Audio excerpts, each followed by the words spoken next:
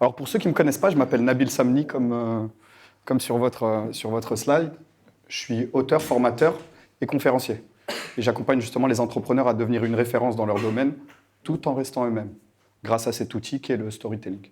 Entre guillemets, il y a trois grandes parties. Comment attirer, impacter et engager. Ça, c'est les 3 pôles. Et beaucoup d'autres choses, mais en réalité, c'est les 3 gros pôles qu'on travaille. Il manque Mehmet. Moi, j'étais en train de chercher, je me suis dit, il manque Mehmet, je vais l'attendre, gentiment. Alors, comment je me suis retrouvé dans le storytelling? C'est simple. Il y a de ça 6, 8 ans, je crois. 6, 8 ans. D'ailleurs, je commence à peu près en même temps que Mehmet. Je fais des vidéos, je parle de neurosciences, de hacks, de prépa mentale. Je fais des grosses vidéos avec du gros contenu. Et les vidéos, ça monte pas de ouf. Enfin, quand je dis ça monte pas de ouf, je fais 3000, 5000, 10 000. Et vraiment, ça pète pas de ouf. Je comprends pas. J'apporte vraiment de la valeur et tout. Je me casse la tête. Absorber du contenu pour donner rien, ça pète pas. Un jour, je fais une interview avec un mec.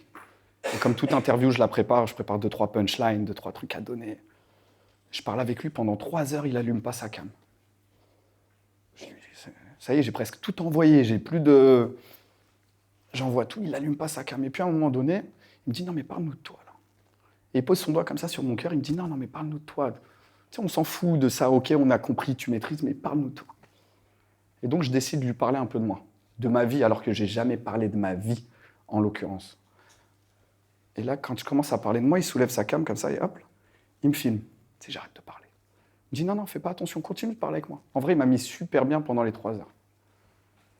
Et donc, je commence à lui parler de moi un peu anodine, des choses vraiment anodines.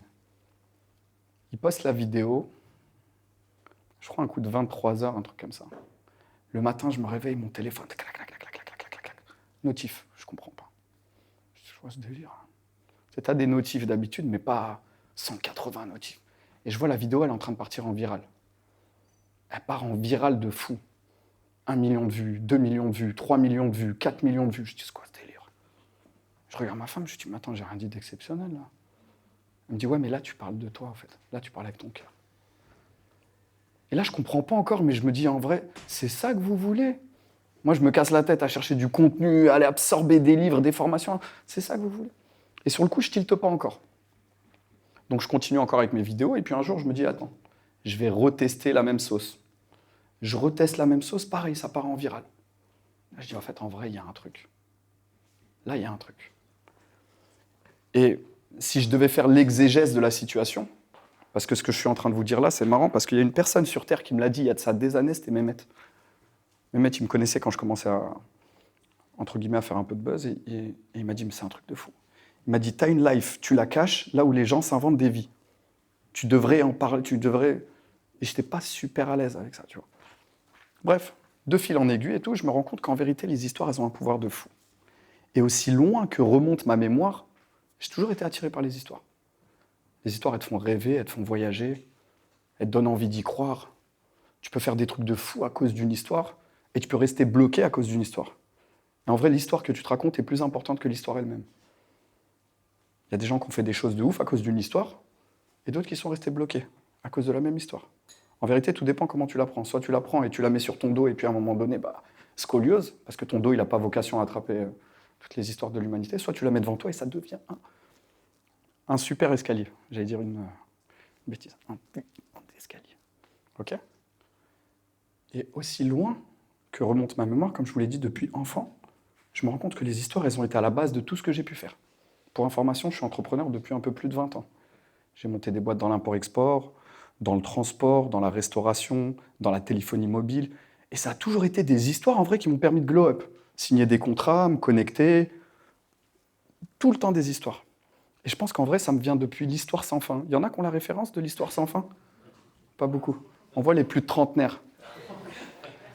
C'était un truc un peu genre... comment ça? Le monde de Narnia, version années 90. Et quand j'étais petit, je regarde ce livre-là et tout, je me dis, en fait, je le veux. Je vais à la bibliothèque, je demande l'histoire sans fin, ça n'existe pas. Je vais à la librairie, je commande et tout, ça n'existe pas. Et donc de là, je commence à nourrir cette appétence pour les histoires. Et ça a toujours été des histoires qui m'ont sorti de bourbier. D'ailleurs, il n'y a qu'à voir, quand tu es dans une salade, tu dis, je suis dans une histoire. Il faut que je règle une histoire. C'est tout le temps des histoires. Sauf qu'on ne s'en sert pas comme il le faut. Et puis en évoluant dans ma vie d'entrepreneur, il y a un moment donné où je me retrouve taxi. Et taxi, pour un mec qui kiffe les histoires, c'est incroyable. Parce qu'à chaque fois qu'il y a quelqu'un qui monte dans ta voiture, ah, t'es pas au courant, ma femme elle m'a quitté, ah, que des histoires. T'écoutes des histoires, tu racontes des histoires, en même temps tu crées des histoires. Et dans ce cheminement-là de taxi, il y a un moment, je me spécialise à transporter des personnes malades. Donc j'ai une société de taxi, mais moi je veux transporter que des personnes malades. Parce que quand tu transportes des personnes malades, c'est plus du tout la même histoire. Les gens, ils te parlent avec leur cœur. Quel que soit ce qu'ils aient pu faire dans leur vie, c'est tout le temps le même discours. Dit avec des mots différents, de manière différente, personnes d'obédience différentes, croyantes ou non d'ailleurs, mais c'est tout le temps la même chose. Les regrets de ne pas avoir fait ce qu'ils pouvaient quand leur santé leur permettait. Et c'est tout le temps des phrases du genre, vous savez, monsieur, toute ma vie, malheureusement, là, je ne peux pas. Vous savez, j'ai toujours rêvé d'aller, malheureusement, aujourd'hui, je ne peux pas. Et les regrets de ne pas avoir fait ce qu'ils pouvaient, ça tronche de l'intérieur. Et c'est de là, d'ailleurs, qu'est né, pour ceux qui ne me connaissent pas, sur les réseaux sociaux, c'est « t'attends quoi ?» Le « t'attends quoi ?» ça vient de là. T'attends quoi? Parce qu'à chaque fois que je gambergeais avec des personnes en dialyse, en chimiothérapie, en radiothérapie, c'est « oh, Nabil, t'attends quoi ?» Et ces personnes-là me font gamberger. Elles me font gamberger et surtout, elles me rappellent une chose. Elles me rappellent qu'il y a une histoire que je ne connais pas. Et cette histoire que je ne connais pas, c'est celle de mon père. J'ai grandi avec mon père, mais disons qu'il était là sans être là, sans rentrer dans les détails. Et mon père j'ai toujours ouï dire certaines choses au sujet de mon père, mais sans vraiment savoir si c'est vrai. Ce que j'entends sur mon père et moi, le gars que je vois devant moi, c'est pas le même gars, en fait. Ce qu'on me raconte, t'as des secrets qu'il veut pas me dire, parce que mon père, il me parlait là-bas, ici, viens dormir, manger. Ce qui m'a le plus parlé, c'est sa main, en vrai.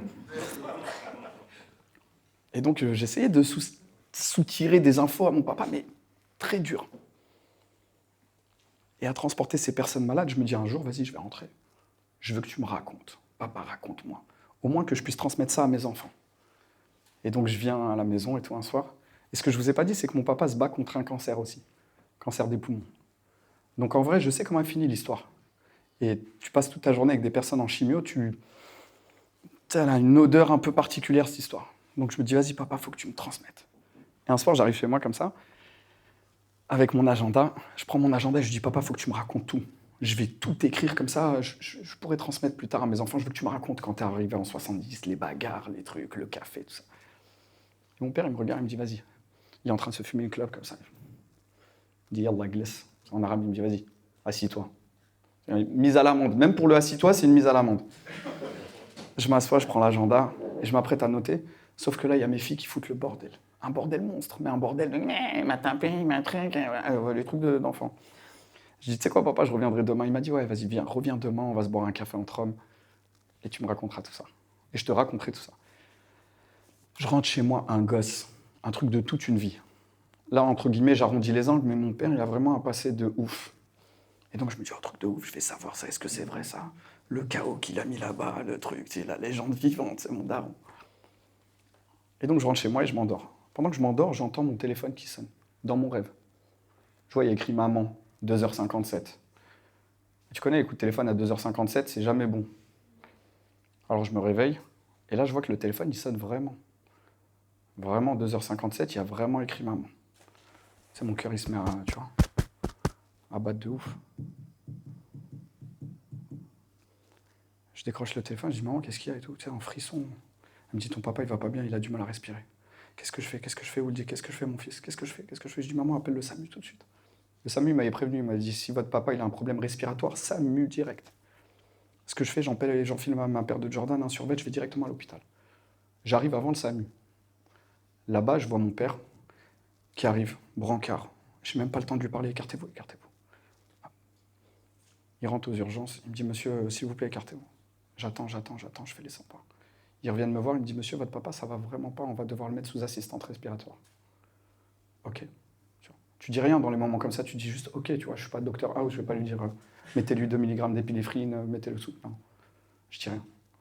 J'attends. Et puis il revient me voir, il me dit monsieur, là, votre papa, ça va vraiment pas. On va devoir le mettre dans je me rappelle plus comment ça s'appelle. Bref, un autre stade. Je dis ok, allez-y. J'attends, je fais les 100 pas, je bois des cafés dégueulasses à la machine à café, là, je les bois comme de l'eau. Et puis finalement, peut-être encore 1 heure après, il revient me voir, il dit, écoutez, monsieur, votre papa, ça va vraiment pas, on va devoir le mettre dans le coma artificiel pour pouvoir le stabiliser. Je dis, ok. Je fais les 100 pas dehors sur le parking. Entre-temps, mon téléphone, il sonne, mes frères qui m'appellent, ma mère, tout le monde qui va voir des... Ouais, vous inquiétez pas, vous inquiétez pas. Tu connais, dans les familles, il y a tout le temps une personne sur qui ça repose tout le... Généralement, il y a une mule qu'on charge. C'est à lui qu'on demande d'aller faire les courses, les papiers, trucs. Dans cette famille, c'est moi. Et donc, je dois, entre guillemets, faire le happy face. Ouais, t'inquiète pas, maman, c'est carré et tout, ça bouge pas. Il vient me voir le médecin, il me dit, c'est bon, on a stabilisé votre père et tout, il est dans le coma, vous pouvez aller le voir, c'est tranquille. Je me dis, ouais, c'est cool. Je rentre dans la salle, tu dois t'habiller et tout, tu dois te laver jusqu'au coude. Et là, quand je rentre dans la salle, mes yeux, ils se remplissent de larmes à l'instant T. J'ai mis un pas, flaf. À ce moment précis, je comprends que je ne vais plus reparler avec mon père. Il y a une machine pour remplacer son cœur, une pour remplacer ses poumons, une pour faire ses dialyses. En gros, il est branché de partout. Et je le vois comme ça, tu sais, t'es pas bien. Alors ce que je fais, je prends une chaise, je m'assois au chevet de mon papa. Je prends sa main, je le caresse, en même temps j'ai mes larmes qui coulent. Et j'ai avec lui le plus long discours que j'ai jamais eu de toute ma vie, sans qu'il ait à me répondre. Mais à ce moment précis, je sens que mon père, il me parle. On peut appeler ça un silence éloquent.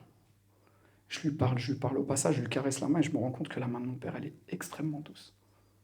En vrai, j'ai jamais caressé la main de mon père. Et pendant que je pleure comme ça, je parle. À un moment donné, je suis bloqué dans mes pensées, j'entends l'infirmière qui rentre, elle me dit, monsieur, c'est votre mère, avec votre frère. Donc direct, je fais le mytho. Ma mère, elle arrive, la pauvre, elle arrive, je la vois, elle arrive avec une théière et de la menthe dans l'autre main. Elle me dit, alors ça va ton père? Je dis, ouais, t'inquiète. Elle croyait vraiment, elle allait lui faire un truc, à la marocaine. Elle me dit, ça va? Je dis, ouais, ça va, cool, là, ils l'ont mis dans un truc, c'est juste pour le calmer, pour lui donner les médicaments, tu verras, là, il va pas te parler, mais c'est cool. Elle rentre avec mon frère, dès qu'elle rentre, moi, je parle en dialogue interne. Je suis là, je regarde, je dis, ils sont pas prêts, ils sont pas prêts, ils sont pas prêts, ils sont pas prêts. Je connais ma mère, je sais ce qu'elle va voir, je sais qu'ils sont pas prêts. Moi, je fais le mytho, mais eux, ils sont pas prêts. Ils sont pas prêts, ils sont pas prêts, ils sont pas prêts. Je parle tout seul comme ça. Et peut-être un quart d'heure après, ma mère, elle sort de la pièce. Elle vient en pleurant. Sur mon torse, elle me tape le torse. Elle me tape, elle me tape, elle me tape, elle me tape, elle me tape. Comme ça, moi, je la prends. Elle me dit, papa, il est parti, papa, il est parti, papa, il est parti. Effectivement, quelques heures après, mon père est parti, emportant avec lui ses secrets. Et vous comprenez peut-être maintenant pourquoi je vous dis tout le temps, faites attention que plus tard ne se transforme pas en trop tard, pour ceux qui me connaissent. Mon livre, c'est T'attends quoi? Fais attention que plus tard ne se transforme pas en trop tard. Vous voyez, à ce moment précis-là, quand je parle avec vous, là, vous avez des niveaux d'ocytocine très élevés dans le sang. Que vous le vouliez ou non. Ça, c'est le pouvoir des histoires. Là, à ce moment-là, vous avez des niveaux d'ocytocine, ils sont au max. Ça veut dire que vous me faites davantage confiance, vous êtes beaucoup plus connecté à moi, et vous êtes beaucoup plus calme. C'est vrai ou pas? Il n'y a qu'à voir le silence, la chape de plomb. Tout ce que je vous ai raconté, c'est vrai. Mais je vous ai raconté cette histoire-là volontaire. C'est pour ça que je vous ai demandé qui me connaît ou qui ne me connaît pas. Des histoires, j'en ai en voiture, en voilà. Mais à ce moment précis, là, j'arrive, je suis dans une salle, il n'y a personne qui me connaît, c'est comment je vais connecter avec eux. Là, ce que j'ai besoin d'avoir, chez vous, en l'occurrence, bon, ça peut vous paraître un peu mystique. Jérémie, d'où le « dans la magie, tout est faux sauf le magicien », tu comprends maintenant? C'est ce que j'ai besoin de vous connecter avec moi, que vous me fassiez confiance. Et donc, je vous ai volontairement raconté cette histoire-là. Si je voulais vous motiver, par exemple, je fais de la prépa mentale depuis des années, je serais parti sur autre chose. Si je voulais vous transmettre, je serais parti sur autre chose. Mais à ce moment-là, je veux que vous connectiez avec moi. Entre guillemets, pour ceux qui font de la neuroscience, en vrai, à ce moment-là, j'ai pris une chaise quechua et je suis assis dans votre limbique. Et à ce moment précis, en vrai, si je devais vous vendre quelque chose, je peux vous vendre, entre guillemets, parce que là, je sais que maintenant que je vous ai dit ça, ça va être réfractaire. Non, tu vas rien vendre. Bon, bah, les couilles de ton père. Mais à ce moment-là, en vérité, je peux vous amener où je veux. Ça veut dire qu'avec une histoire comme ça, techniquement parlant, derrière, je peux te proposer un produit. Je peux dire, voilà pourquoi aujourd'hui j'ai décidé de créer des puits en Afrique. Voilà pourquoi aujourd'hui j'ai décidé de lancer le truc, c'est pour honorer la... Vous voyez? L'histoire, elle me sert que de support.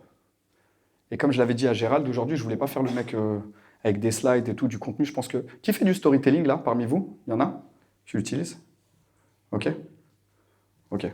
Il y a le storytelling minimum, entre guillemets, situation initiale, élément déclencheur, galère, aboutissement, Sega si on peut, ou SEGPA, avec galère, péripétie, aboutissement. Et il y a une autre manière de storyteller. Et c'est celle que je vais tenter de vous transmettre aujourd'hui. Je voulais à tout prix que vous puissiez repartir avec quelque chose, pas faire le mec conférencier. Non, je veux que vous repartiez avec quelque chose. Donc je vais vous transmettre une méthodologie que moi j'utilise. Je vais me servir de ça pour que vous puissiez l'utiliser dans vos business. Et puis surtout, je vais vous montrer comment vous en servir quotidiennement. Ça vous va? Ça fait 4 ans, il est mort, mon père. Hein, vous pouvez descendre. C'est cool, ok? Alors déjà, qui ne fait pas du tout de storytelling? Ah ouais, vous vous privez d'un truc de ouf. Ah ouais, c'est une dinguerie. Pour vous donner un exemple, moi je communique essentiellement sur Insta. Je crois que je dois avoir 80K d'abonnés sur Insta. 80K d'abonnés en organique. Je ne fais pas de pub. Je vends, enfin grâce à Dieu, je vis bien, essentiellement en organique. Je ne fais pas de pub. Quels sont ceux parmi vous aujourd'hui qui ne font pas de pub du tout? C'est minime. C'est minime. En vrai, tu as 2 cas de figure. Si tu ne fais pas de pub, c'est que tu as capté, tu sais que tu arrives à engager. Si tu fais de la pub et tu te sers du storytelling, tu baisses drastiquement ton budget pub. Parce que tu arrives à avoir en organique ce que tu n'as pas besoin de payer. Il y a une métaphore que j'utilise tout le temps, elle est un peu space, mais ça va vous parler. Admettons, elle va plus parler aux hommes. Vous allez à la Jonquera et puis vous décidez de faire ce qui se fait à la Jonquera, donc boire des verres, d'accord? Disons qu'il y a 2 potes, ils vont à la Jonquera. Le soir, chacun arrive à terminer avec une demoiselle de la gente féminine. Il y en a un qui est très bon, donc il tchatche et tout, il arrive, salut, ça va, tac, tac, il connecte, et puis du coup, il arrive à terminer chaque soir avec une fille, et un autre qui, pareil, arrive à terminer avec une fille, sauf que lui, il paye. Donc la finalité, c'est pareil, ils arrivent tous les deux à terminer leur soirée avec de la gente féminine, sauf que celui qui paye pas, c'est beaucoup plus à l'aise. Le lendemain, il peut refaire. L'autre, il est obligé de payer à chaque fois, quicheta, quicheta, quicheta, quicheta. C'est exactement pareil avec la publicité. C'est exactement pareil. Tu vas payer avec la publicité ce que tu n'arrives pas à avoir de manière organique. Mais en vérité, vous pouvez vous en servir. Tiens, il y a plusieurs choses qui vont vous servir dans vos business respectifs. Un, ça va te permettre de différencier.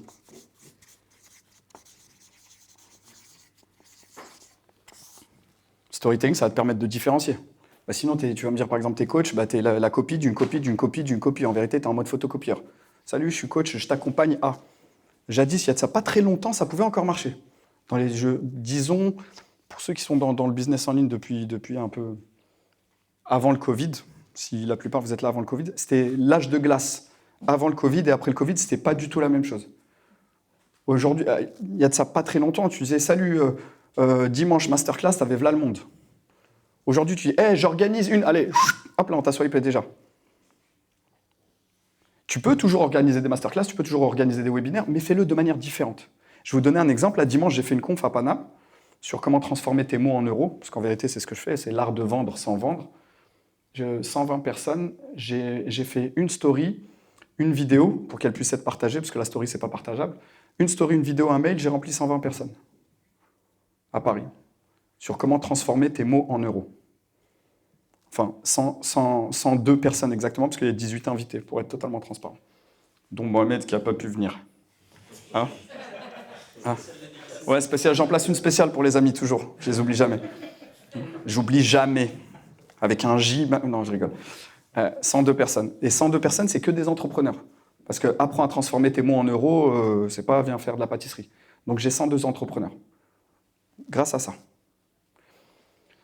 Il y a une méthode... Attends. Premièrement, ça va te permettre de différencier. Tiens, je veux dire, ça va te permettre d'engager. L'histoire, ça te permet d'engager de ouf. Ça te permet d'engager un truc de malade. Grâce aux histoires.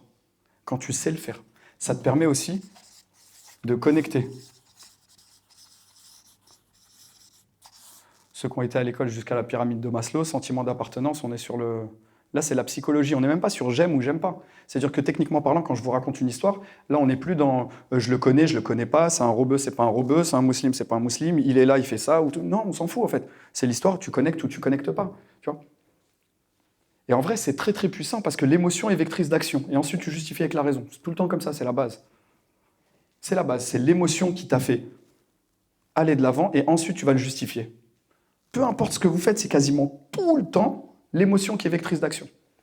Tu regardes, t'es en couple, bah c'est l'émotion qui t'a fait mettre en couple. Désolé, t'es au premier rang, c'est juste, la main n'est pas assez longue pour aller là-bas. Ouais. C'est l'émotion qui t'a fait mettre en couple avec ta moitié, et après tu vas justifier en disant « ouais, mais on est du même truc, on a grandi ensemble, ou on est de la même origine », peu importe. Mais c'est d'abord l'émotion. C'est tout le temps l'émotion qui est vectrice d'action, et ensuite tu justifies avec la raison. 4, j'ai entendu tout à l'heure, il y avait beaucoup enfin vous parliez en l'occurrence de closing et tout ça. Les histoires, ça te permet de régler des tensions. Quand il y a des tensions, tu sors une histoire de ta poche, il n'y a qu'à voir, je vous l'ai dit tout à l'heure, ouais, comment est-ce qu'on va régler une histoire? Ouais, je suis dans une histoire, Sylvain, comment tu peux me... Ok, bah laisse-moi, ouais, salut, il fallait que je te parle d'un truc. Pour différencier, pour engager, pour connecter en tension, les coachs, pour coacher, hop, en coaching, il n'y a rien de tel. Comment tu motives les gens? Pour motiver les gens. Une bonne histoire, ça motive de fou. Vous vous rendez même pas compte des gens qui ont fait des choses de fou juste à cause d'une histoire qu'on leur a racontée. Et combien de personnes ont été beaucoup plus loin que ce qu'ils pensaient parce que d'autres personnes croyaient en eux encore mieux qu'eux. Ça me rappelle une histoire, ça c'était je l'avais lu, je sais plus c'était où. C'était un mec, il mendiait. Il était à New York, il mendiait devant une bouche de métro. Et il vendait des stylos. En fait, il mendiait sans mendier, genre il pose des stylos et tu donnes une pièce. Et il y a un mec qui vient, il lui pose un billet de $5, il se barre. Après, il revient, il prend 5 stylos. Et le mendiant, il dit, mais... Il dit, bah quoi? T'es un homme d'affaires comme moi? Je prends mes stylos. Le mendiant, il dit, ben, oui, allez-y. Et quelques temps après, moins d'un an après, il y a ce même entrepreneur-là, il est dans une un peu comme ça, là, il est dans une conf, il est là, et il y a un jeune homme qui vient le voir en costard et tout. Il dit, bonjour. Il dit, vous vous souvenez de moi? Il lui dit, non. Il dit, vous savez, je suis le mendiant sur la 5e, le croisement avec la 42e qui vendait les stylos. Il dit, moi, je pensais que j'étais mendiant. Et un jour, vous m'avez fait prendre conscience que j'étais un entrepreneur. Vous m'avez dit, t'es un entrepreneur comme moi. Sauf que moi, je me voyais comme un mendiant. Vous m'avez vu comme un entrepreneur. Finalement, je suis devenu cet entrepreneur-là. C'est juste l'histoire que tu te racontes en vrai. Je vous avais dit, je voulais vous partager quelque chose que moi, j'utilise et que vous pouvez utiliser. C'est une méthodologie que j'ai mis en place et vous allez voir comment vulgariser au max. Ok? Il y en a qui se disent, je ne sais pas raconter d'histoire là. Il y en a, ils ne sont pas super... Ouais, donc tous les autres, si j'interroge, vous êtes bons. Hein? Faites les timides. La méthode, elle est super simple. HLM. Là où je suis né, je ne suis pas parti bien loin. HLM. HLM, vous avez capté, je suis dans les histoires. H pour... Histoire, bien sûr. M pour, on est à peu près dans la même chose. Il y en a qui l'ont? Non, presque. M, vous l'avez pas? Non, message. Le message. Et le L, c'est le lien. Et en vrai, avec ça, bon, je vais te la faire simple. Tout à l'heure, je vous ai donné une histoire. D'accord? Les histoires, vous en avez tous. Tous et toutes. Que vous le vouliez ou non, vous êtes arrivé ce matin, c'était une histoire. Moi qui interviens, c'est une histoire. Ta paire de baskets que tu n'as pas trouvée, c'est une histoire. Le chemin. En vérité, toutes les histoires sont bonnes à raconter dès lors que tu trouves le bon angle. C'est pas Les gens n'ont pas plus d'histoires que les autres. Après, tu prends quelqu'un comme moi, dont c'est le métier, je les archive, les histoires. D'ailleurs, je vous invite à le faire. C'est un tip que je vous donne. Prenez votre téléphone, Story Bank, banque d'histoire. Banque d'histoire, parce que j'ai tout le temps des histoires à sortir de mon chapeau. Mais comment tu veux sortir des histoires si tu les as pas répertoriées? Par exemple, je peux dire, ah tiens, je parlais avec Silo, ah bah finalement, ok. Ah ouais, mais mettre le moment où... incroyable. Mais ces histoires-là, elles existent. Mais si tu les as pas répertoriées, c'est très difficile de les sortir. À chaque fois que tu rigoles, une connerie, une dinguerie, un truc, hop là, tiens, c'est une histoire, je la note celle-là. Elle ressortira. Elle va peut-être pas ressortir aujourd'hui, mais elle va te sortir à un moment donné d'un bourbier. Je vais vous donner un exemple factuel. Il y en a qui connaissent ici Gaston Last. Ok. Il y a pas très longtemps et tout, j'étais avec Gaston et on devait parler. Bref, je me suis retrouvé un peu bourbier. Il me dit, bah tiens Nabil, allez troubadour, montre-nous comment tu te sors de ce bourbier-là. C'était un truc de closer, c'est que des closers. En gros, souvent j'interviens pour former des closers. Il me dit, vas-y, montre-nous comment tu te sors de cette objection-là, c'est trop cher. Je dis, moi c'est trop cher? Je dis, ça c'est super marrant que tu me racontes ça, c'est trop cher. Moi, tu vois, il y a de ça quelques années, je rencontre Gaston, enfin, je rencontre pas Gaston, j'ai un ami à moi qui parlait tout à l'heure de Fouet des Sbirri, là. C'était toi, Gérald? Ok. Je connais Fouad Esbiri avant Gaston. Et Fouad Esbiri, il me sauce pour aller à Business Web au Soleil de Gaston. Et il me dit, vas-y, Nabil, il faut que tu viennes, c'est incroyable, il y aura du monde. Et moi, à ce moment-là, j'ai pas de produit à vendre. Donc, en vrai, j'ai rien à faire, moi, Business Web. D'autant plus que c'est à Marrakech. Petit détail qui a son importance. Donc, tu dois prendre un billet d'avion, aller à Marrakech. C'est pas excessivement cher, c'est 700 € la journée, 697. Mais à ce moment-là, j'ai pas trop envie d'y aller. Je me dis, attends, 700 balles, plus le billet d'avion, plus le truc. Et Fouad, il me sauce. Vas-y, viens, Nabil. Et Fouad, pour ceux qui ne le connaissent pas, on dirait la crime quand il parle. Il est un peu menaçant. Allez, je t'ai dit, t'inquiète. Ouais, il est 5 fois champion du monde de boxe. Mais tu vois, il a une manière de parler. Je t'ai dit quoi? Il y aura... Comment il s'appelle? Olivier Roland. C'était Olivier Roland, la pièce maîtresse du Business Web au Soleil. Il me dit, il y aura Olivier. Je dis, mais c'est cool et tout. Mais qu'est-ce que tu veux que je fasse avec, moi, tu vois, Olivier Roland? J'ai rien à faire. J'ai une société de taxi. Moi, je gère une flotte de... Il me dit, non, il faut que tu sois là. Et je me dis à ce moment-là, qu'est-ce que je vais faire? Donc, pour légitimer ma procrastination, je me dis, je vais demander à ma femme. Tu vois, parce que je la connais, elle va me dire, 700 balles. Tu vois, elle va me mettre un stop. Et je dis, ouais, chérie, tu sais, il y a un truc à Marrakech. Fouad, il m'a dit, c'est 700 €, il y aura des entrepreneurs. Et là, elle me regarde comme ça, elle me dit, mais Nabil, 700 €, tu vas les refaire? Je dis, je comprends pas. En fait, là, je le vois pas venir, tu vois, le contre-pied qu'elle est en train de... Tu sais, elle m'a fait un contre-kems. Elle me dit, 700 €, tu vas les faire? Je dis, bah ouais. Elle me dit, par contre, si ton truc, là, ta journée à 700 balles, c'était bien, tu vas être dégoûté ou pas? Je dis, ouais, franchement. Elle m'a dit, en plus, tu vas me saouler en me disant, ouais. Elle me dit, va. Si c'est éclaté, tu pourras les refaire. Et si c'est bien, au moins, c'est bien. Drop the mic. Elle m'a dit, en fait, le crevard, il paye toujours 2 fois.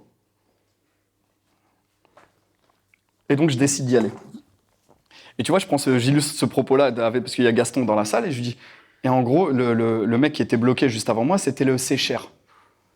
Et j'utilise cette histoire-là. Je dis, en vrai, 700 balles, tu vas les faire. Maintenant, si le truc c'est bien et tu vas pas, tu vas être dégoûté. Il y aura plus de journée.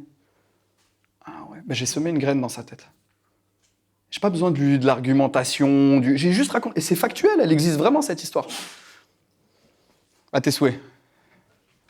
Donc, les histoires, vous les avez. Le message, vous l'avez aussi. Tiens, frérot, qu'est-ce que tu vends? Du CBD, ok. C'est quoi le message de ta boîte? Enfin, il y a une punchline, il y a un truc Ouais, l'excellence. Le goûter, c'est l'adopter. Le goûter, c'est l'adopter? Ouais. Ok, le goûter... Le goûter, c'est l'adopter. Ok. Ok, vas-y, on va partir sur un truc totalement différent. Frérot? Mastermind.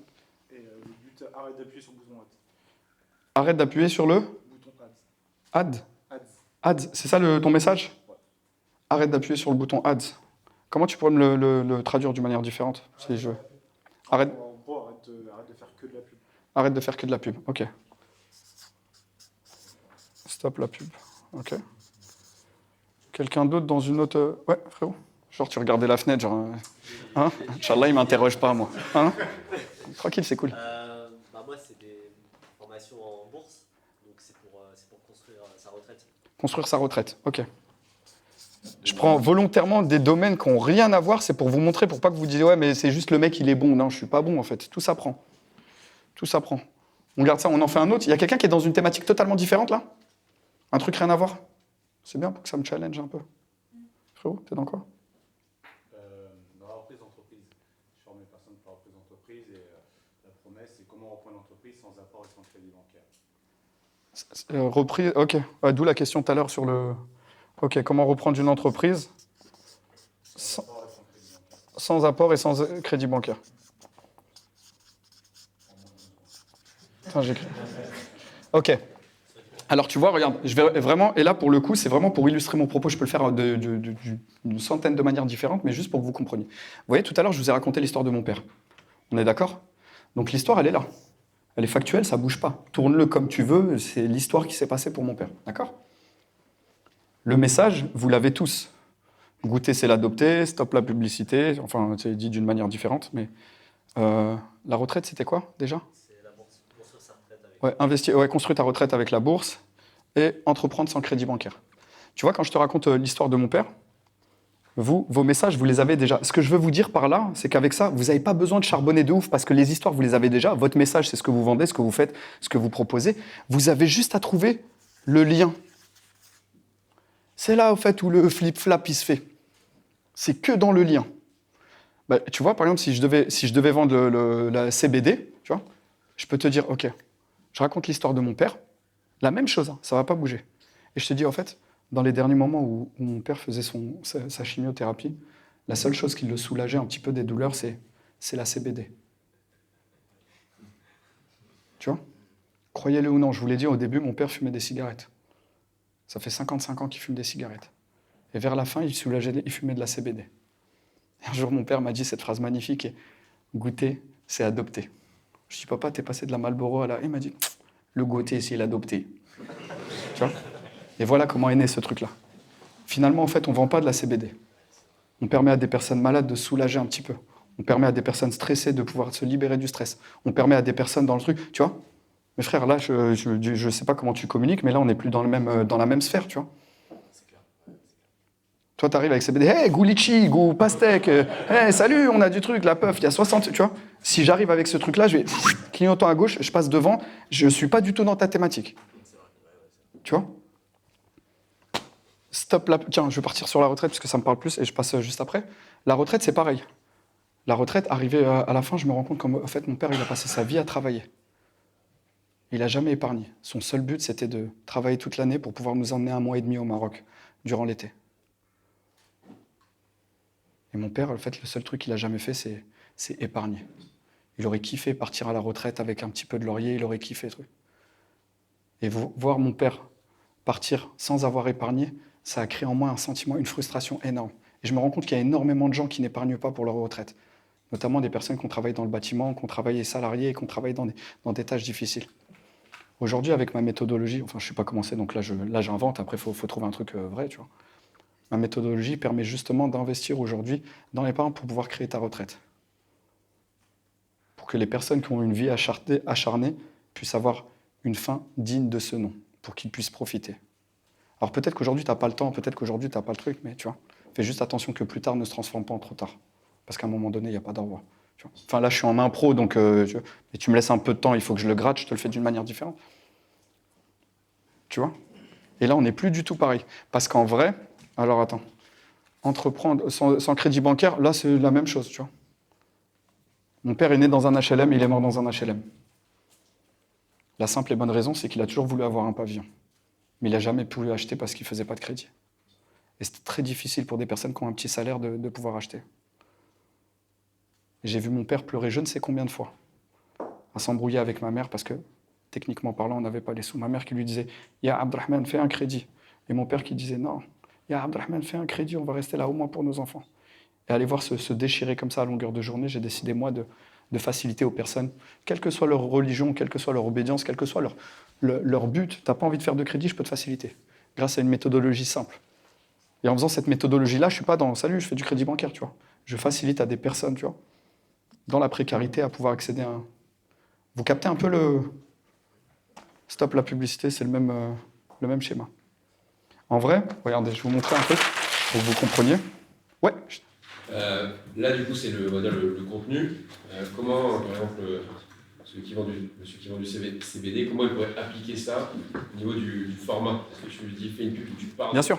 Ok. Là, vous avez capté ça ou vous voulez que j'appuie dessus? C'est bon? C'est capté? En gros, pour te la faire simple, toi, tu es là. D'accord? Là, on va dire, il y a la mère. Et là, il y a l'oseille, le client. D'accord? C'est toujours comme ça, tu vois. On sait, peu importe ce qu'on vend. En vérité, tu peux même vendre un message, tu peux vendre une idéologie. Les politiciens, ils nous vendent un message, tu vois. Ton message, si tu speaks là, mais il y a de fortes chances qu'il reste un peu, et puis à un moment donné, en fait, il va couler dans l'eau. Il va couler. Et là, pour pas qu'il coule, tu dis « j'envoie de l'ADS », tu vois. « J'envoie de l'ADS, allez, j'envoie », et de temps en temps, c'est incroyable, hein, c'est bien. Attention, je suis pas là pour qu'on s'entende bien, c'est très bien. Mais ton message, si tu l'avais mis sur un super bateau, qui est le bateau Histoire, eh ben ton bateau, il permet de ramener ton message jusqu'à là. Vous voyez ce que je veux dire? L'histoire, en fait, c'est juste un support. En vrai, on est tous entrepreneurs, là, on a tous quelque chose à faire passer. Je te dis juste que si tu ne te sers pas du storytelling, ça risque d'être difficile. Ou en tous les cas, ça peut te faciliter. D'accord ? Pour répondre à ta question, comment tu fais ? Moi, je vais te partager une méthodologie que j'utilise tout le temps. Tu sais, souvent, on me dit, ouais, tu as une communauté engagée, tu fais un truc, tu remplis une salle avec 2 stories. Non, je ne remplis pas une salle avec 2 stories. Il y a un truc, ça, je ne te l'ai jamais partagé, Mohamed, tu vois, c'est un vrai truc de pirate. Je l'ai vulgarisé en 3 choses. Q, A. Si vous allez sur... Regarde, je vous invite à aller... si vous avez Instagram, vous tapez T'attends quoi ? C'est mon Instagram, d'accord ? La première des choses que je fais tout le temps, et pour ceux qui me connaissent depuis longtemps, donc il n'y a que moi et Mehmet qui peut le... Je partage mon quotidien. Oh, punaise. Je partage mon quotidien. Quand je dis je partage mon quotidien, ça ne veut pas dire raconte n'importe quoi. Hein. On est d'accord. Mais de toute façon, tu montres ce que tu veux. Et il me semble que ça fait... Moi, il y a un truc que je fais très souvent. Mehmet, c'est quoi ce que je fais le plus, en l'occurrence ? Depuis que tu... les lives le matin. C'est des stories le matin. Généralement, je me lève à 5h. Exactement, je vais courir à 5h30 ou à 6h. Et les gens me connaissent pour ça. Les gens me connaissent pour 2 choses. C'est le mec du matin, réglé comme une horloge, et du café. Tu verras toujours du café. Il y en a même... Carrément, je suis devenu une référence. Quand les gens boivent un café, si tu savais le nombre de stories dans la journée que je dois partager, parce que les gens m'ont mis un café, t'attends quoi ? Tu sais, je suis devenu égérie Nespresso. Ça veut dire qu'inconsciemment, on a ancré café Nabil. Ça, c'est plus branding, tu vois, mais je partage mon quotidien. Quand je partage mon quotidien, par exemple, tiens, la semaine dernière, j'ai fait une story où j'arrive à la boucherie. Pour vous donner un truc tout simple. Je dis, hey, tu sais quoi, je viens de sortir à la boucherie. À la base, je voulais 1 kilo et je me retrouve avec 1,2 kg. Le mec, il me dit 1,2 kg, c'est bon. Et moi, je lui dis, oui, c'est bon. Ça vous est déjà arrivé, tu arrives à la boucherie, tu demandes 1 kilo, tu ressors avec 1,2 kg. Et là, je partage mon quotidien de la boucherie. Donc, techniquement parlant, tout le monde se retrouve dans le... Tout le monde... T'as déjà été à la boucherie, tu demandes 1 kilo, il t'a cloqué 1,2 kg. Alors qu'à la base, déjà, je voulais juste 700 grammes, je lui dis 1 kilo pour faire le mec, genre 1 kilo. Et je partage ça. Je dis, ouais, ça vous est déjà arrivé ? Là, je pose une question. D'accord ? Je partage mon quotidien. Donc l'histoire de la boucherie, mais ça peut être anodin. Ce matin, je suis parti 6h30, là, j'étais à l'hôtel, je suis parti faire un peu de sport. J'ai partagé. Je pose une question. Et la 3e chose, je demande de l'aide.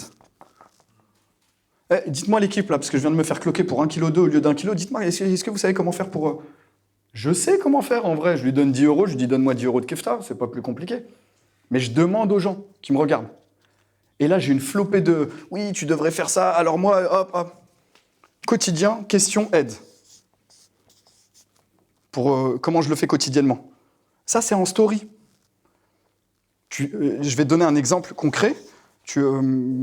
Sur ton Insta, fais-le. Fais un test et dis bon, l'équipe, là, j'ai décidé d'aller à New York.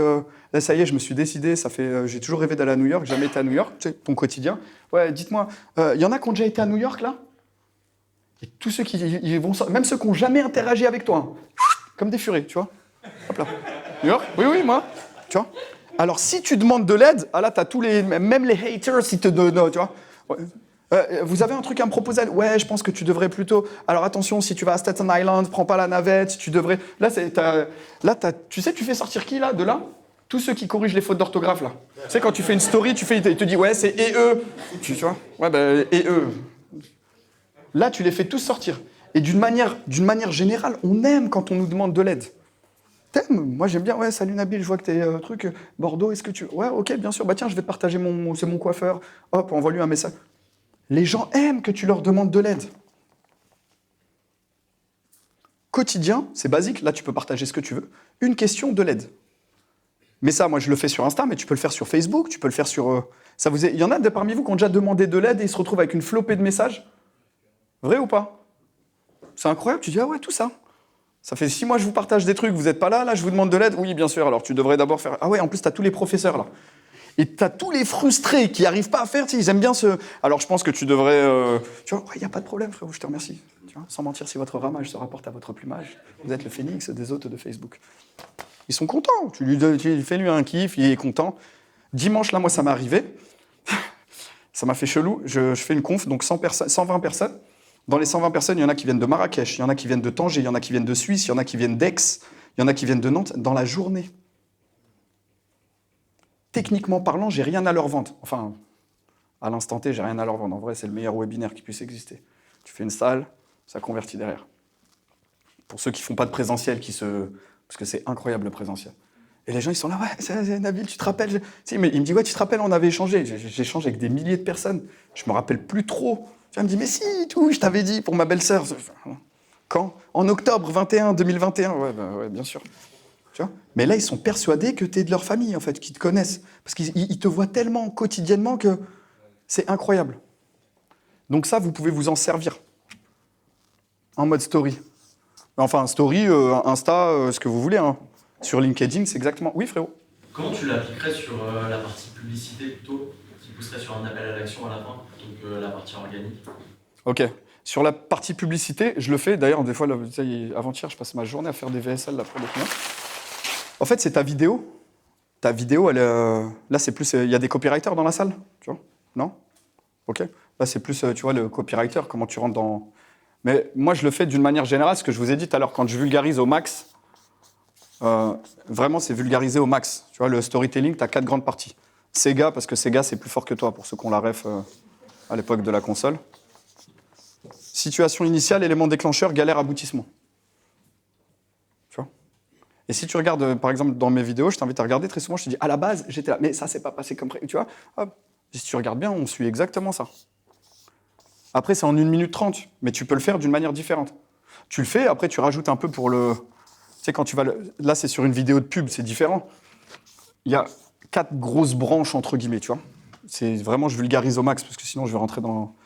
En gros, tu as ceux qui sont en analytique, d'accord? Tu as ceux qui sont plus structurels. Tu as ceux qui sont plus conceptuels. Et tu as ceux qui sont dans le social. OK? Ça, c'est les 4 orientations du cerveau. D'une manière générale, il y en a qui sont plus analytiques, d'autres qui sont plus structurels, d'autres qui sont plus conceptuels, d'autres qui sont plus sociales. Ça veut dire que quand moi, par exemple, je fais une conférence dimanche, tu vas avoir des personnes qui sont venues, ceux qui ont une prédominance sociale, ils sont venus juste parce que « Ah, bah tiens, c'est sympa, il y a Nabil, il y aura Mohamed Bouclé, il y aura... » Il en a rien à foutre de la conf. Lui, il vient parce qu'il y a des petits fours, il y a du café, tu vois. Ça, c'est le social. Il faut leur parler à eux. Il faut leur dire « Ah, il y aura Jérémy, c'est génial, on fera un groupe WhatsApp après. » Ah ouais, Jérémy, j'aime trop. Tu vois. Hop là, social. L'analytique, lui, il a besoin de comprendre, il a besoin de chiffres. Donc quand tu fais ta pub, tu es un peu plus dans les chiffres. Tu vois. Ça, c'est beaucoup le câblage 1G. Tu sais, ils ont besoin de stats, tu vois. Bah, selon 73% des trucs, tu vois, tu le mets. Le structurel, lui, il a besoin de structurer et de séquencer. Mais c'est très vicieux, hein, tu vois, c'est très subtil, il a besoin de structurer. Alors, ok, ça va se passer comme ça, on va faire... La première chose, ça va être accueil, recherche du besoin, la présentation du produit, ensuite on aura networking, et à la fin, on va voir... Tu vois, lui, il a besoin de savoir qu'il y a un point A, point B, point C. Et le conceptuel, je les ai mis ensemble, le conceptuel, il est un peu dans le social. C'est de la même gamme. Lui, il faut que ce soit un concept innovant. Tu dis un concept innovant dans lequel les gens pourront manger, networker, et en même temps se retrouver... Oh, c'est un truc de ouf, j'ai jamais vu. Et en vérité, quand tu vas faire ta vidéo... Là, je te l'ai fait short, hein, sinon on va rentrer dans un cours de neurosciences, mais je te l'ai fait short. En grosso modo, il y en a qui vont rentrer par ce canal-là, il y en a qui vont rentrer par ça, il y en a qui vont rentrer par ça, il y en a qui vont rentrer par ça. Et si tu prends le temps de regarder, par exemple, ma vidéo pour mon... Ouais, ça va être génial, tatati, tatata, on va voir ça, on va truc, on pourra en même temps networker. En vérité, je t'ai fait passer les 4. Mais ça, tu peux le faire aussi dans un mail. Hein. Là, je te parle, c'est vraiment si tu veux le travailler pour vendre, on est d'accord. Mais quand tu fais de QQA, là, tu partages soit brut de décoffrage. Parce qu'il n'y a vraiment rien de pire que de jouer un personnage. À un moment donné, on va s'attacher au personnage et puis on te voit en vrai. Frère, tu me parles de changement, ça fait 10 mois. Et ça m'est déjà arrivé. Il y a plein de grands noms, j'ai croisé, ils me parlaient de changement, je les croise, ils n'ont pas un échantillon sur eux. Mais je croyais que tu étais l'expert de... Tu vois. Ah oui, mais ça, c'est... Sois toi-même. Et ça va se voir quand tu es authentique ou pas. Ça te parle un peu? Ok. Et tout à l'heure, je t'ai dit SEGPA, parce que la situation initiale, élément déclencheur, galère, aboutissement. Là, tu peux rajouter le P pour SEGPA, c'est les péripéties. Parce qu'un SEGPA, il a toujours plus de galères que... C'est vraiment pour la blague. Oui. Alors, ça ressemble à un petit peu se répéter peut-être sur ce que tu as dit, mais pour l'adapter aussi, le QQA surtout, plus le Sega, on va dire, mettons une vidéo YouTube un peu longue, genre de 10-15 minutes comme un vlog, comment tu l'adapterais avec le QR? Bah, plus comme un vlog. Bah, si c'est comme un vlog, c'est beaucoup plus simple. C'est marrant parce que là, j'ai relancé, tu vois, j'avais une chaîne YouTube que j'avais lancée en 2010. Je l'ai laissée pendant 3 ans ou 4 ans. Et là, il y a 15 jours, j'ai décidé de me relancer sur YouTube. Ça fait 15 jours, là, j'ai décidé, j'ai eu une vue. Ça m'a fait chelou parce que tu t'arrives, t'es nouveau et tout. Tu dis, ah ouais, faut que je reprouve encore. Tu vois, c'est une autre méthodologie. Si tu le fais en vlog, c'est bien. Bah, de toute façon, tu commences avec une accroche. C'est toujours la base, en fait. Il n'y a pas d'accroche, tu vois. L'accroche, tu utilises un peu et hop. De toute façon, il y a un truc, et c'est une erreur monumentale, et je le vois beaucoup chez les entrepreneurs. Il y a un truc qu'on va souvent te dire, on va te dire, ouais, parle à ta cible. Tu vois, c'est un truc, le premier truc, oui, il faut que tu parles à ta cible. C'est pas vrai, en fait. Encore heureux qu'il faut que tu parles à sa cible, mais parle avec ta cible. Et ça, c'est pas la même. Combien de personnes, je les vois, ils parlent à leur cible. Mais tu parles comme Louis XIV, tu arrives comme si c'était le dernier album de Maître Gims, comme si les gens attendaient ta publication, tu la postes et oyez, oyez, voilà, la nouvelle arrivage. On s'en fout, en fait. Enfin, je parle pas de toi. Les gens s'en foutent. Si tu arrives et hop, là, je vous balance des publis, tu vois. Allez, venez à ma nouvelle... Non. Parle pas à ta cible, parle avec ta cible. Prends le temps de connecter avec. Certes, le taf, il est un peu plus casse-pipe, certes, c'est un peu plus galère, mais crois-moi que c'est incroyable. Parce qu'avoir une communauté engagée, c'est ouf. Et franchement, je te parle en reconnaissance de cause, parce que demain ou après-demain, on te saute ton... Moi, ça m'est déjà arrivé, là, Insta, ils me l'ont bloqué, et à un moment, je dis, oh, dinguerie. Comme ça, sans raison, tu vois, tu dis, compte certifié, blocage. Je dis, les gars, j'ai rien fait, tu sais, t'as envie de dire, mais s'il vous plaît, vraiment, j'ai rien fait, les gars. Non, bloqué. Va galérer. Alors que si tu as une communauté engagée, tu vas, allez, ouais, tout le monde sur le compte de Mohamed Bouclé. Hop. C'est incroyable, et tu peux t'amuser.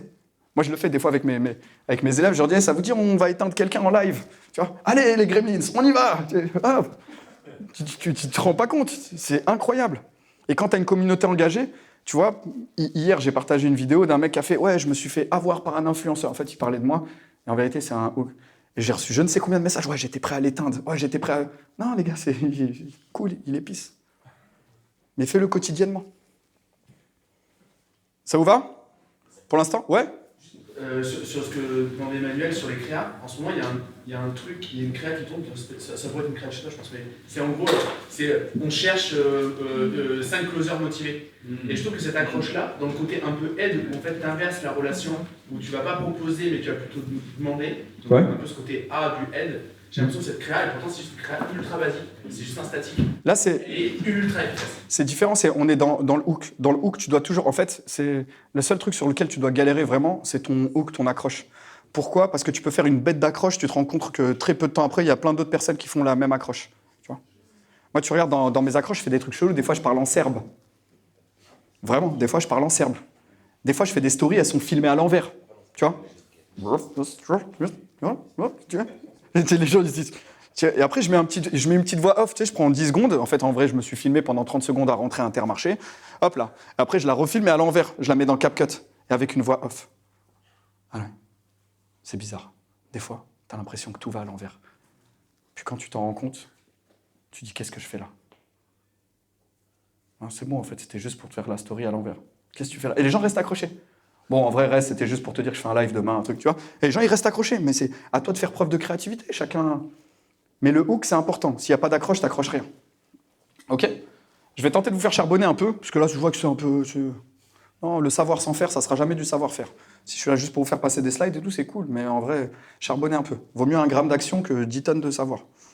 Au moins, tu as un feedback direct. Je vais vous distribuer des cartes, d'accord? On va faire un petit truc sympa. Comme ça, on ne se casse pas la tête, on fait des équipes par table. D'accord? On fait des équipes par table, je vais vous distribuer des cartes. Vous la regardez, vous ne la montrez pas à l'autre. Et en vrai, on va construire une histoire en fonction de la carte. Vous me suivez ou pas? En gros, tu vas montrer ta carte, ça va être un château, tu dis ouais, c'est l'histoire d'un mec qui était dans un château fort. Hop là, derrière, c'est une stripteaseuse. Et dans ce château, il y avait une stripteaseuse. Tu dois improviser et faire en sorte. Et le dernier, c'est lui qui va charbonner le plus, il doit servir de la dernière carte pour ramener vers ce qu'il fait. Ça vous va? C'est bon? Les amis, en fait, ce qui est incroyable, c'est qu'en vrai, quasiment toutes les cartes que vous avez, c'est ce que je vous ai dit tout à l'heure, toutes les cartes que vous avez, en réalité, vous avez tous une histoire en rapport. Que ce soit un nounours, une console, un soleil, une étoile filante, un truc. Mais vous n'êtes pas parti chercher dans votre cadre de référence. Vous n'êtes pas parti chercher. En plus, on est en exercice où vraiment tu peux improviser, tu peux dire ce que tu veux. Tu vois, la PlayStation, à ce moment-là, va où tu veux. Et vous étiez dans votre tête à chercher qu'est-ce que je peux dire, qu'est-ce que je peux faire, C'est là où je vous dis que les histoires, elles sont très pertinentes quand tu les as répertoriées. En vrai, vous êtes entrepreneur, aujourd'hui, vous êtes, même si vous êtes derrière l'écran, la plupart, vous allez être amené à faire des conférences, vous allez être amené à parler, vous allez être amené à prendre la parole, vous allez être amené à faire des vidéos. Et il y a des moments où c'est pas le moment de faire les ligaments croisés. C'est vraiment... Tiens, je vais vous raconter une histoire factuelle, dimanche, là. Dimanche, tiens, tu l'as pas vu, il est pas là, Mohamed, tu l'as pas vu, c'est là. Une dinguerie m'est arrivée. Je fais la conférence dans la salle, c'est incroyable. Je fais la conférence et à un moment, à la fin, question-réponse, il y a un mec qui prend le micro et tout, tu vois, il prend le micro, et donc, t'as vu, il y a les cams et tout, vraiment, c'est redit. Et là, il me dit, oui, Nabil, j'aimerais savoir, tu parles tout le temps d'histoire, mais qu'est-ce que tu penses du conflit israélo-palestinien et t'attends quoi pour positionner? Merci. C'est des dingueries. Tu sais, à ce moment-là, je dis, est-ce que c'est une blague ou, tu vois, c'est ni le lieu, ni l'endroit, ni le...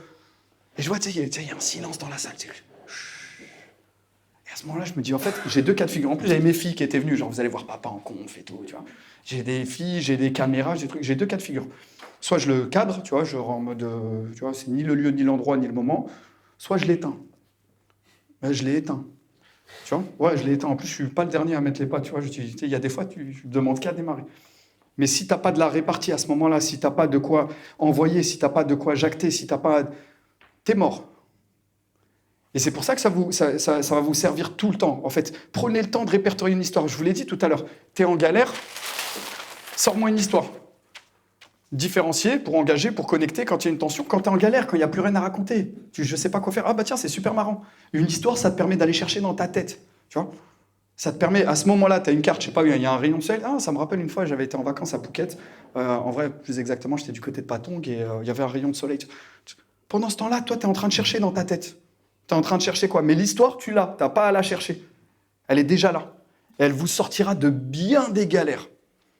Il y a plein de fois où les gens me disent « Ouais, Nabil, toi, tu racontes des histoires. » Non, en vérité, c'est que je suis en galère à l'instant T. J'ai préféré te sortir une histoire de mon chapeau que de répondre « Ah, c'est super marrant comme question. Tiens, bah, tu sais quoi, ça me rappelle l'histoire de Gaston. » Prenez le temps de répertorier des histoires, c'est incroyable. Et vos histoires, vous les connaissez, vous n'avez pas à les chercher. Vous les connaissez. Vraiment, si vous deviez repartir d'aujourd'hui avec quelque chose, c'est faites-moi une banque d'histoires et servez-vous-en. Vous n'avez pas remarqué sur TikTok, Insta, des fois, il faut que je vous raconte une histoire de fou, surtout chez la gente féminine. C'est incroyable, il y a un truc qui s'est développé, c'est genre maquillage et en même temps je raconte des histoires. Vous les avez jamais vues? Ou alors je cuisine et en même temps je fais des histoires. Oui, alors les filles, aujourd'hui, il faut que je vous raconte une histoire. Hop. Histoire. Et comment tu l'as éteint du coup là?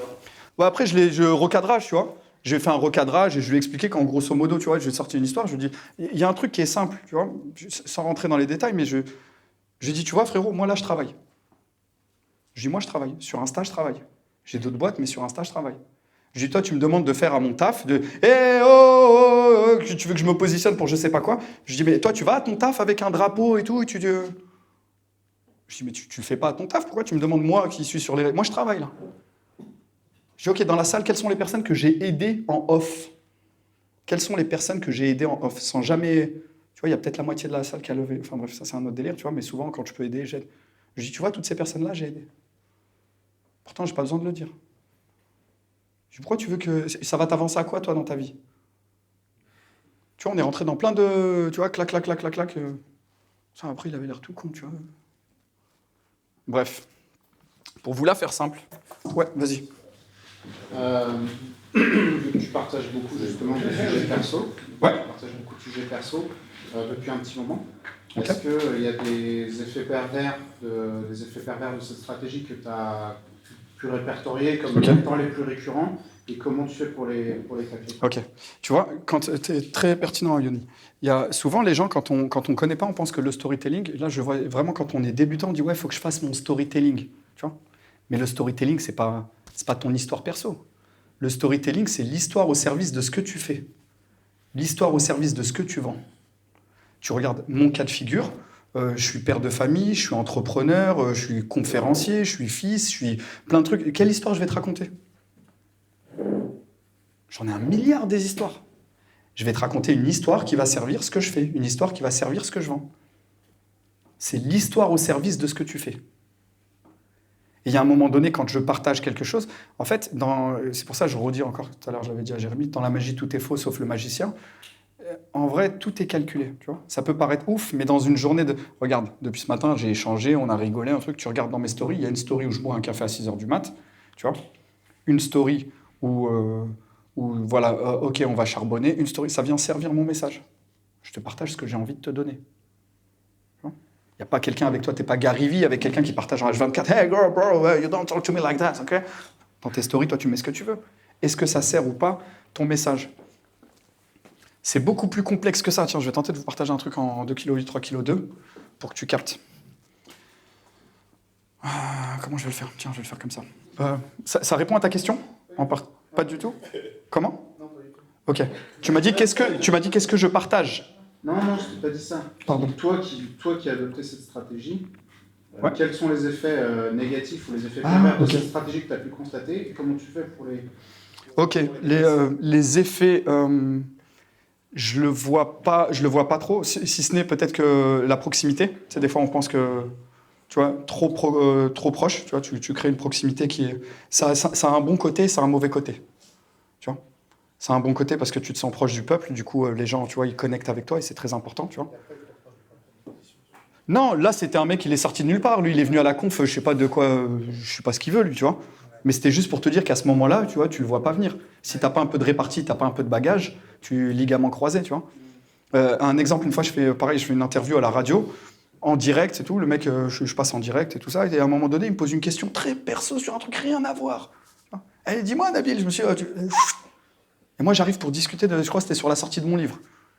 Et là, je le vois pas venir, le bail. Comment tu fais? Hop, là, tu sors une histoire de ton chapeau. Le temps de gamberger. Moi, le temps que je raconte l'histoire, dans ma tête, je suis comme ça. Archive. Clac, clac, clac, clac, clac, clac, clac. Ah, ok, ça. Ah, bah tiens, c'est super intéressant. Tu vois. Les histoires, ça te sort de bourbier comme pas possible. Mais le seul inconvénient que moi, je verrais, c'est que ça crée de la proximité. Des fois, les gens se sentent un peu trop proches. Tu vois. Mais à toi de mettre les barrières. C'est tout. Mais en vrai, encore une fois, quand je te partage que ce que j'ai envie de te partager. Dis-toi que si je partage, je ne suis pas en mode vlogueur H24. Ce que je t'ai partagé, c'est méticuleusement choisi, J'ai pas 16 ans, j'ai 40 ans, ça fait 21 ans, je suis entrepreneur. Tu vois, je ne suis pas né hier. En vrai, quand tu vois un truc, c'est que moi, j'ai voulu te le montrer. Tu vois. C'est déjà jaugé au préalable.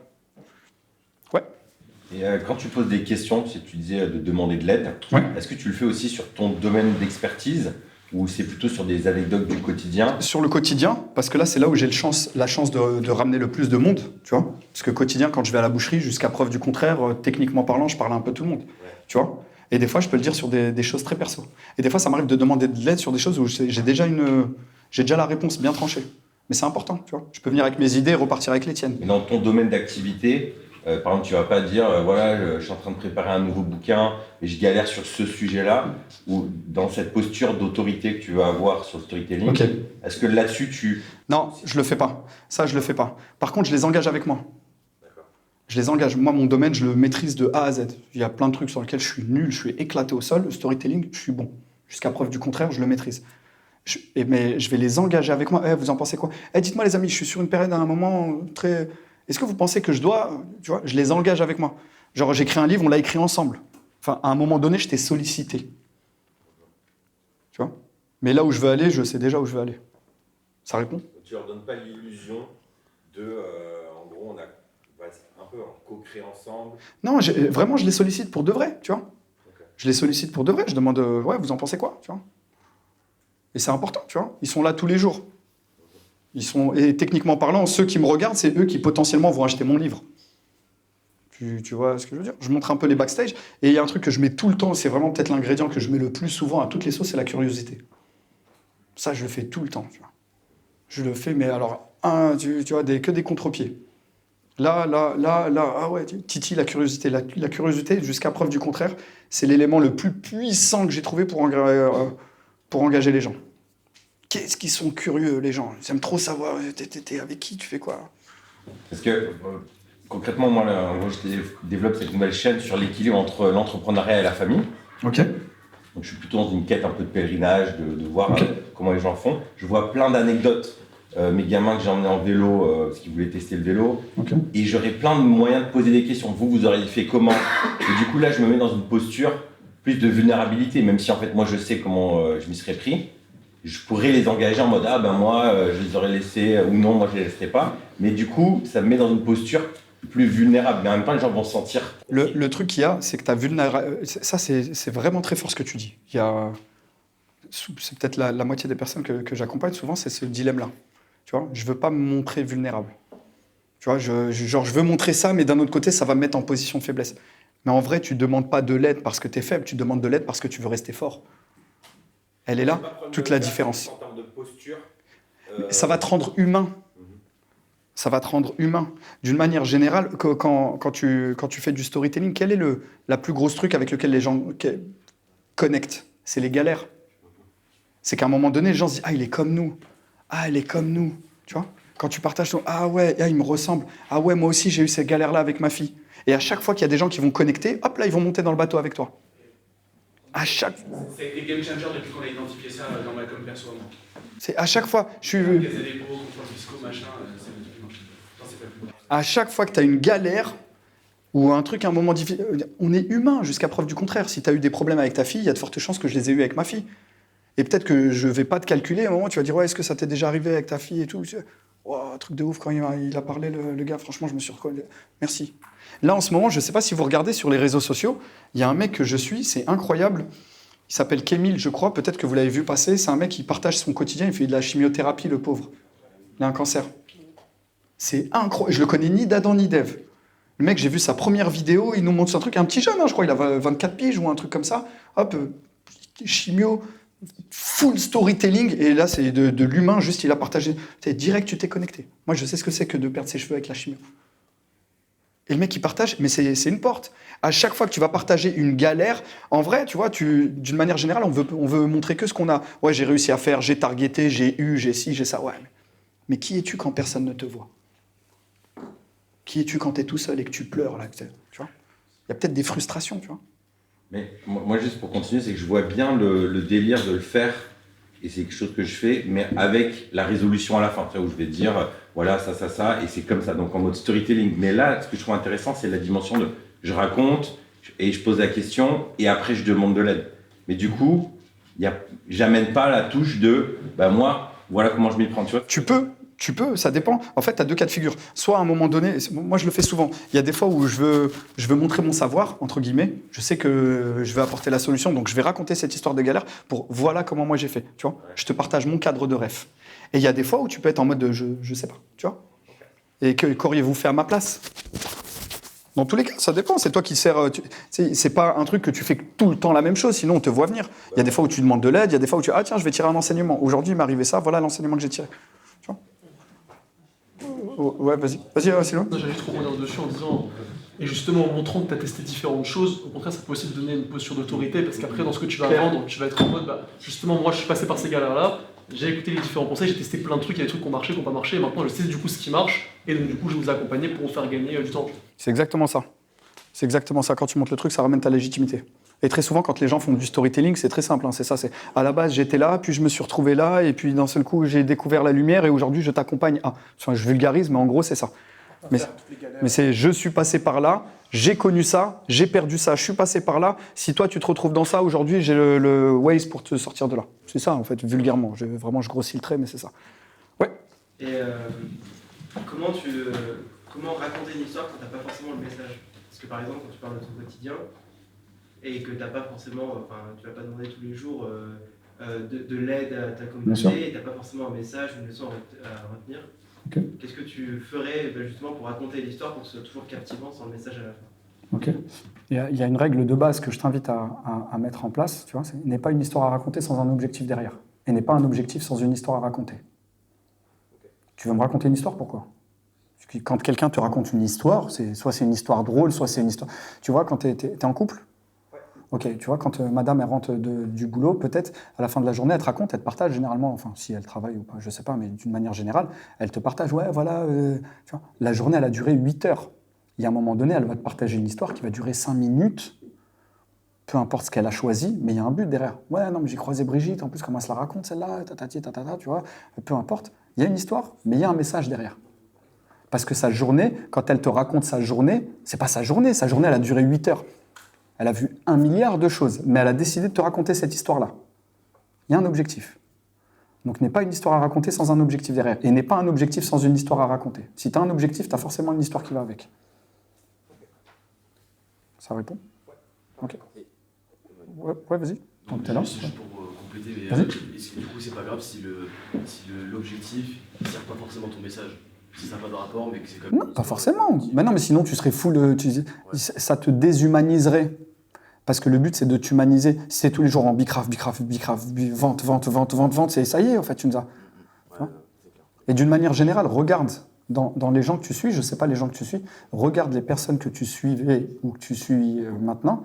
À l'époque, comment ils étaient en mode full vente. Ceux qui étaient en full vente, comment aujourd'hui, ils ont humanisé un peu leur. Tu vois, c'est devenu un peu plus. Pourquoi? À ton avis? Pour connecter. Tu vois? Pour connecter. Alicia? Merci beaucoup, Nabil, pour ton intervention. Je t'en prie. J'aimerais savoir ce que tu vends. C'est bien, c'est plat du pied. C'est Gérald, il t'a dit. Vas-y. Non. Non, mais là, j'étais dans les réponses. Moi, ce que je vends, c'est un accompagnement sur 8 semaines, durant lesquelles, en fait, je travaille les 8 compétences qui te permettent de devenir une référence dans ton domaine tout en restant toi-même. C'est ce que j'ai fait avec Mohamed et avec beaucoup d'autres personnes. En réalité, tu vois, là, je te partage ça, mais il y a 8 étages. Je vais le faire comme ça. Hop. La capacité à capter l'attention, structurer son message, captiver et garder en haleine, transmettre de l'émotion, développer sa créativité. 7 et 8. Il y a comment moi j'opère. 8 semaines, chaque semaine est dédiée à une de ces capacités-là. La semaine numéro 1, c'est la capacité à capter l'attention. La capacité à capter l'attention. Pourquoi? Parce que comme je vous l'ai dit, capter l'attention, c'est le nerf de la guerre. D'accord? C'est la base. Si tu captes pas, c'est ce que je vous dis, il n'y a pas de hook dans ta vidéo, il n'y a pas d'accroche, il n'y a pas de... Ça sert à rien. Donc sur la semaine 1, on travaille que ça. Je te donne du contenu et tous les exercices, c'est en format vidéo. En one-on-one, pas avec un coach de quelqu'un d'autre ou un truc, c'est toi et moi. D'accord? Je te demande des exercices en vidéo et je te fais des feedbacks sur chaque vidéo. Pourquoi en vidéo? Parce que si tu es forte en vidéo, si tu es bonne en vidéo, tu pourras toujours basculer à l'écrit. Tu as des gens, par exemple, qui sont très bons à l'écrit, qui ont une plume incroyable, tu les mets en vidéo, ligaments croisés. Tu vois, bonjour, j'aimerais... voilà. Et ils sont très bons à l'écrit. Par contre, quand tu es bon à l'écrit, tu peux retransmettre ça en audio, tu peux le retranscrire à l'écrit. D'accord? Et sur chacune des vidéos, moi, je te fais un feedback. D'accord? Par exemple, là, si tu me dis oui, ok, non, t'as fait l'éjaculateur précoce, tu m'as donné d'entrée de jeu ce qu'il y avait dans la vidéo. J'ai plus de raison de rester. Ok. Là, tu me fais des vidéos, t'es comme ça, bonjour, non, mets-toi face. Parce que quand tu fais comme ça, t'es un peu hautain. Tu vois? Tu parles de manière hautain. Et là, t'as dit un truc qui était super pertinent, sauf que t'as enchaîné. En vérité, après ça, t'aurais dû mettre un silence. Parce que tes propos, ils étaient très impactants. Bon, t'as capté? Semaine numéro 1, comment capter l'attention. Dans la semaine numéro 2, comment structurer son message. C'est exactement la même chose, toujours en feedback vidéo. Mais en vérité, dans la semaine numéro 2, tu mets aussi les hooks que tu as appris dans la semaine numéro 1. Les capacités, elles s'imbriquent les unes aux autres. D'accord? C'est-à-dire que quand tu arrives à la semaine 8, ça fait 8 semaines que tu travailles comment capter l'attention. 7 semaines que tu travailles comment structurer ton message. 6 semaines comment captiver et garder en haleine. Captiver et garder en haleine. Capter l'attention et garder en haleine, c'est deux choses différentes. Capter l'attention, c'est le stop de scroll, c'est les accroches, c'est comment rentrer directement dans la tête des personnes. Captiver, garder en haleine, c'est autre chose. C'est comment tu me gardes jusqu'au bout. Ensuite, comment transmettre de l'émotion dans son message. Techniquement parlant, c'est ce que j'ai fait tout à l'heure quand je vous raconte l'histoire de mon père. Ok ? Ensuite, il y a comment développer sa créativité. Parce qu'il y a un moment donné, comme tu as pu le voir là avec l'exercice, tu as l'impression que c'est ligaments croisés. Tu vois, je ne sais plus quoi dire. Tout a déjà été dit, tout a déjà été fait. Non, je fais en sorte que tout ton quotidien soit storytellable. Chaque jour, en fait, tu peux me faire une histoire. Dès que tu as une histoire à raconter, tu sais comment le faire. Dès que tu as un message à faire passer, tu sais comment le faire passer. Ok ? Développer sa créativité, comment enrichir son style. Là, on travaille les analogies, les métaphores. Pour moi, il n'y a rien de plus impactant que les analogies et les métaphores pour faire passer un message en mode tu vois, il est passé, toi tu l'as reçu avec accusé de réception, mais personne n'a capté. Tu vois, c'est une histoire. Tu vois. Dans la semaine numéro 7, il y a comment développer ton style de storyteller pour pas que tu sois la copie d'une copie d'une copie d'une copie d'une copie. En fait, tout ça, là, ça nous permet de développer ton propre style. Et dans la semaine numéro 8, c'est la capacité à passer à l'action. Là, je me mets au service de ton business. Là, c'est moi, je suis full service au ton. Et 8 semaines. Toujours sur le même mode opératoire. Et là, en fait, chaque semaine, on a un rendez-vous perso. Bon, tu as accès à du contenu. Chaque semaine, on a un rendez-vous perso. Et en vrai, pratiquement tous les jours, je t'ai. Parce que sur tes capsules vidéo, moi, je te fais un feedback. Et j'ai développé pendant très longtemps, j'étais un peu je fais que de la neuroscience, que de la prépa mentale, et je me suis rendu compte que c'est le meilleur mode opératoire pour figer. Pour pas que ce soit juste du contenu froid, que tu regardes et que tu n'implémentes pas. Là, tu as implémenté. Et en vérité, tu développes cette habitude. Parce qu'une habitude ne devient une habitude que quand ça devient plus difficile de ne pas le faire que de le faire. Sinon, ce n'est pas une habitude, c'est une action à répétition. Et une action à répétition, ça n'a rien à voir avec une habitude. Une action à répétition, tu prends... Il y en a qui ont déjà fait le marathon, là. Admettons que tu te dis, vas-y, je vais faire le marathon de Paris, juillet 2000 trucs. Bah, tu vas commencer à courir. Tu vas faire une sortie par semaine, puis 2, puis 3, tu vas t'ambiancer. Ouais, c'est génial. Eh ben, il y a de fortes chances que, même si tu cours 3 fois par semaine, 4 fois par semaine, à un moment donné, quand tu vas arriver au marathon, tu ne vas plus le faire. Juste derrière ton marathon, ça y est. Parce que ton objectif, il était lié à une deadline. Dès que la deadline, elle est atteinte, c'est targeté, ça y est, tu ne le fais plus. Même si tu l'as fait pendant 90 jours, même si tu l'as fait pendant 6 mois. Et en réalité, il y a un autre principe qui est le principe d'ancrage des habitudes, c'est autre chose. Mais ça te permet de figer, entre guillemets, comme je t'ai dit, de sorte à ce qu'une habitude ne devienne une habitude que quand ça devient plus difficile à pas faire qu'à faire. Tu prends quelqu'un qui a l'habitude de faire du sport, le jour où il fait pas son sport, il est... Tu vois, punaise, j'ai pas... Il prend son hôtel en fonction d'un endroit où il y a une salle de sport. Tu captes ? Et donc c'est pour ça qu'avec ce principe-là, en vérité, tu figes l'information et puis ça devient easy. Et si tu prends l'habitude de faire des vidéos avec moi, tu prends l'habitude de le travailler, le jour où tu en as besoin, tu te dis, putain, je l'ai fait tellement de fois avec Nabil que ça devient easy. Et je l'ai déjà fait avec Mohamed plein de fois. À la base, c'est une vidéo entre lui et moi. Il me dit, tu sais quoi, je vais la transformer en réel, celle-là. Il partait pas pour faire un réel, il partait pour me faire une vidéo et finalement, ça devient un réel. Parce que le plaisir entretient la motivation. Si tu as l'impression de ne pas travailler, si tu as l'impression de rigoler, de taffer, bah t'apprends. Si c'est relou, c'est... faut encore que je lui fasse son truc, ça me casse. Tu vois. Si c'est easy, t'apprends en t'amusant. Et pour moi, c'est la meilleure manière. Voilà comment je procède, entre guillemets. Des questions sur le storytelling ? Ça fait plaisir, c'est l'heure de manger. Merci.